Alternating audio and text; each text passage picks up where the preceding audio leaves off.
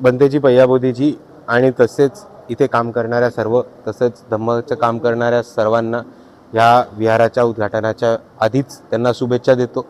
त्यांनी इथे खूप मोठा असा चांगला परिसर उभा केलेला आहे आणि बऱ्याचशा उपासक उपासिकांना तसंच विद्यार्थ्यांना एक चांगलं बुद्धभूमी आणि तसंच एक विहार आपल्या सर्वांसाठी उपलब्ध केलं, त्याबद्दल त्यांचे मनापासून धन्यवाद करतो।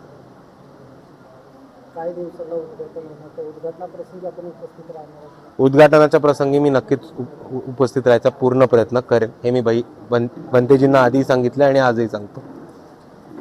बोधिसत्व डॉक्टर बाबासाहेब आंबेडकरांचे पंतू युवराज सुजात भैया आंबेडकर यांनी या श्रामणेर प्रशिक्षण केंद्राला भेट दिलेली आहे। आम्ही त्या भेटीमुळे अतिशय प्रसन्न चित्त आहोत आणि या भूमीचं पावित्र्य सुजात भैयांच्या आगमनाच्या अनुषंगाने अधिकच या भूमीचं पावित्र्य वाढलेलं आहे।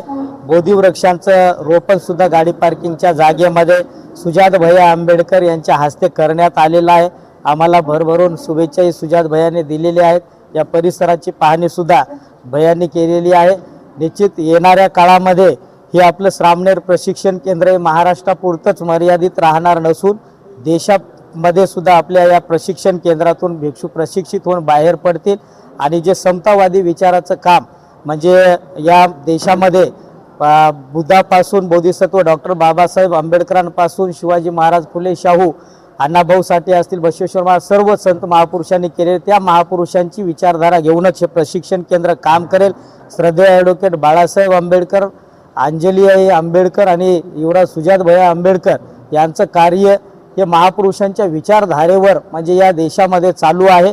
येणाऱ्या काळामध्ये आपल्याला वंचित बहुजन आघाडीची सत्ता सुद्धा आलेली पाहण्यासाठी जास्त वेळ लागणार नाही, त्यासाठी सुद्धा आम्ही काम करू आणि आजचा जो प्रसंग आहे हा ऐतिहासिक सुवर्ण अक्षरांनी लिहिणारा या प्रशिक्षण केंद्राचा हा क्षण आहे। तर आम्ही अतिशय प्रसन्न आहोत। धन्यवाद आणि खूप खूप आभारी आहे सुजात भैया आंबेडकर यांनी। हो, आम्हाला तसा आत्मविश्वास आहे कारण आम्ही इच्छाशक्तीवर आमचं जीवन जगत असतो। आमच्या इच्छा आम्ही मरू देणार नाहीत कारण येणाऱ्या काळामध्ये आज पाहतोय वातावरण देशाचं भ्रष्टाचाराचं इथं निर्माण झालेलं आहे। या देशातल्या विद्यार्थ्यांना सुद्धा न्याय मिळत नाही, या इथल्या देशातल्या पेन्शनधारकांना न्याय मिळत नाही, इथल्या कुठल्याही लोकांना या सरकारमध्ये न्याय मिळत नाही। BJP RSSच्या सरकारमध्ये मोदी या देशाचा प्रधानमंत्री म्हणून घेण्यासाठी लायक नाही आहे आणि त्यामुळं येणाऱ्या काळामध्ये कारण ती क्वालिटी आज सुजात भैया आंबेडकर यांच्यामध्ये आम्हाला ती दिसून येते। बाबा